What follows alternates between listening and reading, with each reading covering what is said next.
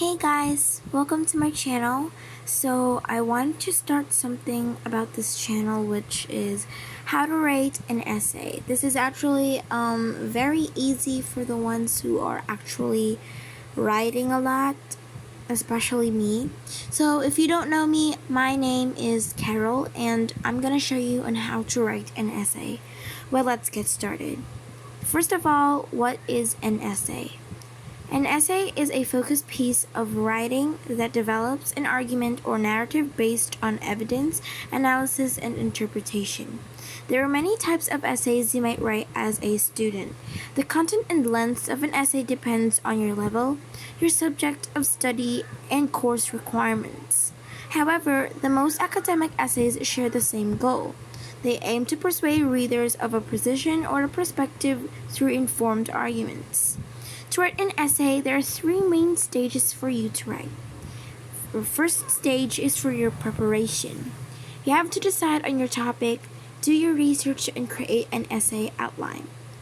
For number two is your writing. Set out your argument in the introduction, develop it with evidence in the main body, and wrap it up with a conclusion. And the last stage is revision. Check the content, organization, grammar, spelling, and formatting of your essay. So in this guide, we will walk you through what you include in the introduction, body, and conclusion of an academic essay using paragraphs from our interactive essay example. Well, let's go and open the table of contents. You can read it if you want to. Let's go to the first stage. Our essay writing process. The essay writing process consists of three stages: the preparation, writing, and revision. These stages apply to every essay or paper, but the time and effort spent on each stage depends on the type of essay. For example, you've been assigned a 5-paragraph expository essay for a high school class. You'll probably spend the most time on the writing stage. For a college-level argumentative essay, on the other hand, you'll need to spend more researching your topic and developing an original argument before you start writing. Here are some tips that you want to study. For your preparation, you have to choose your essay topic, do your research, come up with a thesis, and create an essay outline. For the writing, you need to write the introduction, write the main body, organize into paragraphs, and you gotta include and write the conclusion. For the number 3, which is revision, evaluate the overall organization, check the content of each paragraph, proofread for language errors, and check for plagiarism. Our second one is called preparation for writing an essay. Before you start writing, you should make sure you have a clear idea of what you want to say and how you're going to say it. There are a few key steps you can follow to make sure you're prepared. Number 1, understand your assignment. What is the goal of this essay? What is the length and deadline of the assignment?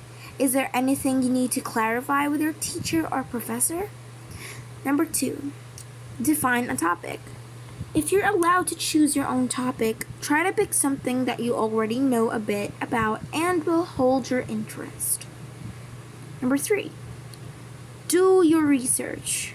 Read primary and secondary sources and take notes to help you out your position and the angle of the topic.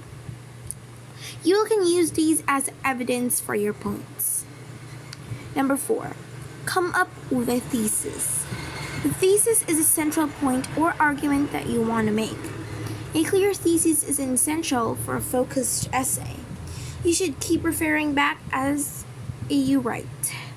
Number 5, create an outline. Map out through the rough structure of your essay in an outline. This makes it easier to start writing and keep you on track as you go. Once you've got a clear idea of what you want to discuss, in what order, and what evidence you'll use, you're ready to start writing. The introduction of an essay. The introduction is important both to grab the reader's interest and to inform them of what will be covered in the essay. The introduction generally comprises of 10 to 20% of the text. To learn how to write an essay introduction, start by getting familiar with its most important goals. Number 1. Hook your reader. The first sentence of the introduction should pique your reader's interest and curiosity. This sentence is sometimes called the hook. It might be a question, a quote, or a surprising statistic, or a bold statement emphasizing the relevance of the topic. Now let's say we're writing an essay about the development of Braille, the raised dot reading and system used by visually impaired people.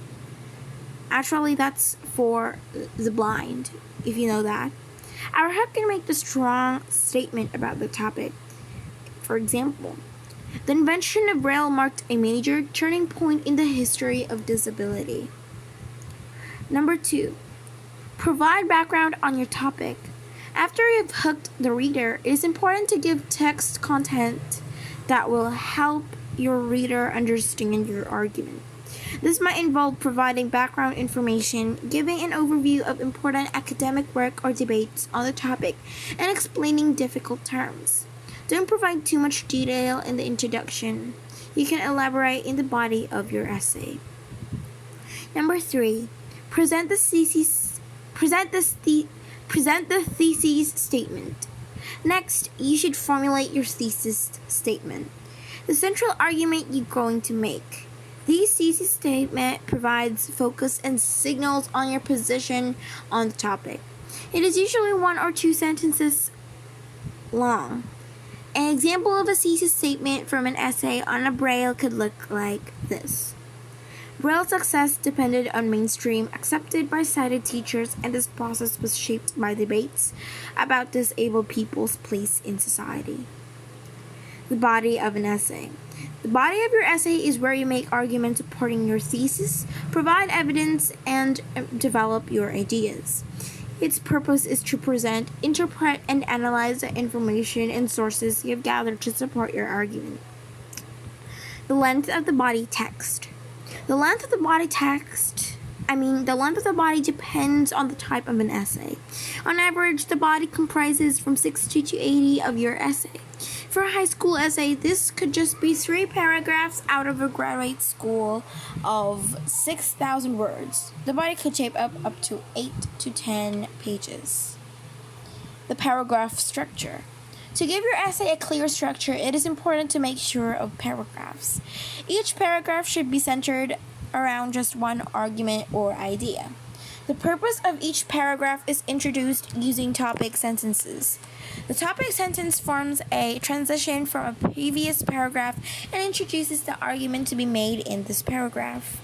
Transition words can be used to create clear connections between sentences. After the topic sentence, present evidence by providing the reader with data, examples, or quotes. Be sure to interpret and explain the evidence and show how it helps develop your overall argument. Now let's see some examples of a paragraph from an essay. Although the Braille system gained immediate popularity with the blind students at the Institute in Paris, it was slow to gain mainstream acceptance because sighted teachers and leaders had ultimate control all over the propagation of Braille resources. Many of the teachers at the Royal Institute of Blind Youth resisted learning Braille because they have found the tactile method of reading difficult to learn. Bullock and Gast from 2009. This resistance was symptomatic of the prevalent attitude that the blind population had to adapt to the sighted world rather than develop their own tools and methods. Over time, however, with the increasing impetus to make social contribution possible for all, teachers began to appreciate the usefulness of Braille's system of the Bullock and Gast from 2009, realizing that access to reading could help improve the productivity and integration of people with vision loss. It took approximately 30 years. But shifting attitudes meant that French government eventually approved the Braille system, and it was established through the whole country in the Bullock and Gast 2009. The conclusion of the essay. The conclusion is the final paragraph of an essay. It should generally take up no more than 10 to 15% of the text.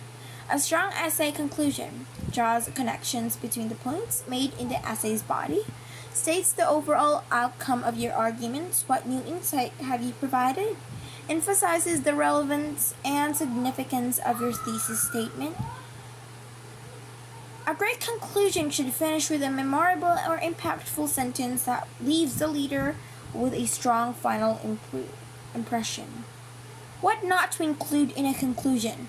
To make your essay's conclusion as strong as possible, there are a few things you should avoid including. The most common mistakes are including a new argument or the evidence undermining your argument's example. This is just one approach of many. Using concluding phrases like to sum up or in conclusion. So here are some essay checklists.